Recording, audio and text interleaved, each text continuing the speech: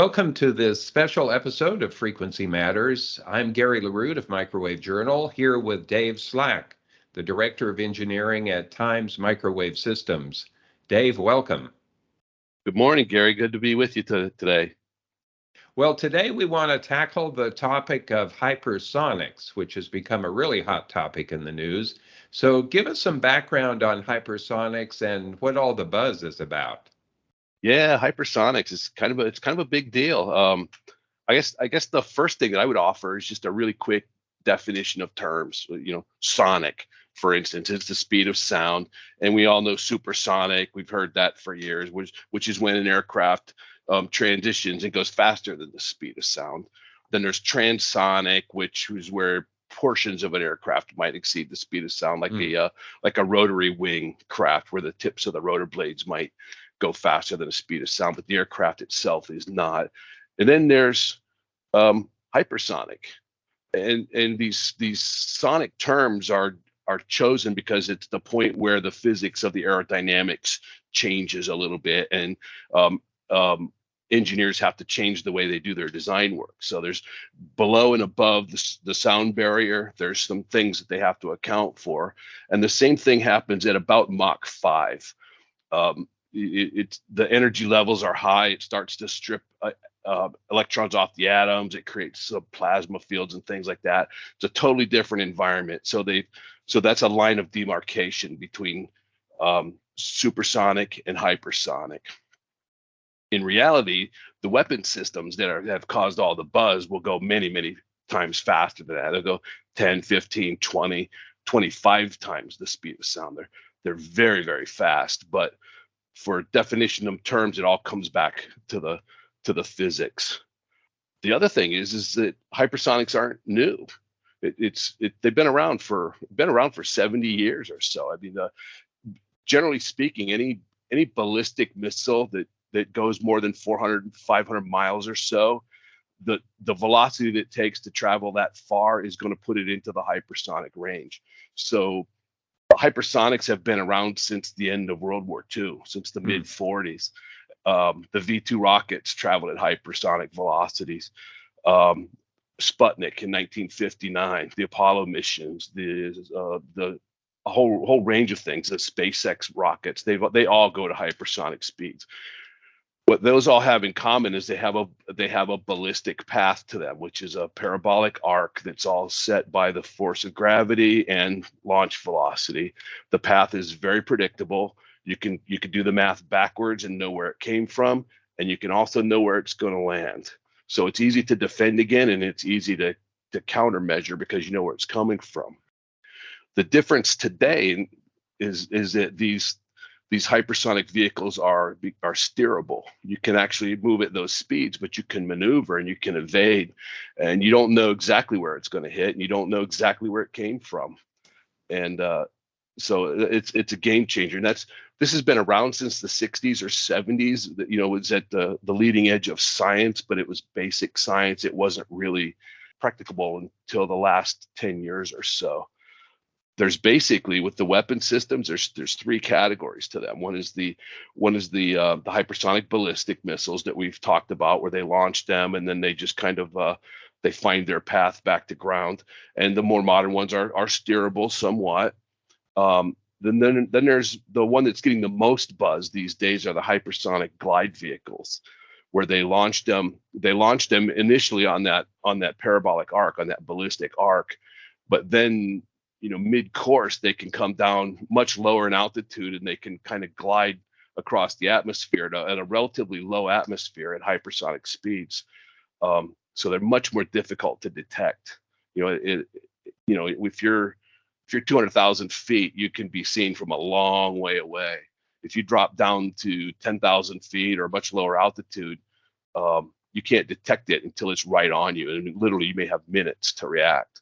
So that's the game changer, is that not only are they going at those speeds and they're maneuverable, but the time to react, instead of 45 minutes or an hour, could be 3 minutes, 2 minutes, something like that. So they're very difficult to defend against. And then the third category is a hypersonic cruise missile, which is which is actually a powered vehicle with a scramjet or a supersonic ramjet. And that's really a game changer because it can travel at much lower altitudes at much longer ranges, and it's powered, so it's not just gliding. So those are the three categories. Well, the reason it's a big deal is because the United States, for example, projects power across the globe through the carrier fleet, and the carrier fleet with its group of picket ships and submarines and the air cover that it has is generally invulnerable today. But these hypersonic weapons very easily could be a neutralizer to the carrier fleet. So it's very destabilizing geopolitically. So that's where the buzz is coming from. Well, thank you for that overview and really good explanation of, as you say, where the buzz is coming from. It sounds like a very destabilizing weapons category. And given the physics associated with hypersonic speeds and the extreme environmental conditions, what kind of challenges or emerging technologies has hypersonics created? So there's the getting up to speed, which has been, like I say, the technology's been around since World War II. Um, it's the maneuverability is the real issue, and electronics. So if you're if that missile has been launched and it's on a glide path into its target wherever it is, um, every time it maneuvers a little bit, it loses energy, and when it loses energy, it loses range. When it loses energy, that energy that it's lost has to be dissipated somewhere, and it's dissipated in terms of heat. So you have not only the heat from the friction slipping through the airstream, but now you have this excess heat build up because of maneuvering, and that dealing with that heat is one of the big technical challenges. And also it's communicating. We all know, we've all seen the smart weapons. We've all seen how precise and accurate they are, and those require usually someone on the ground identifying a target, communicating with that weapon, and guiding it in. Well, at hypersonic speeds, these vehicles are surrounded by a plasma envelope. It's the reason the space vehicles lose communications for a few seconds on reentry. It just shields it from the communication. So penetrating that so that you can communicate with this weapon and steer it is another big technological hurdle.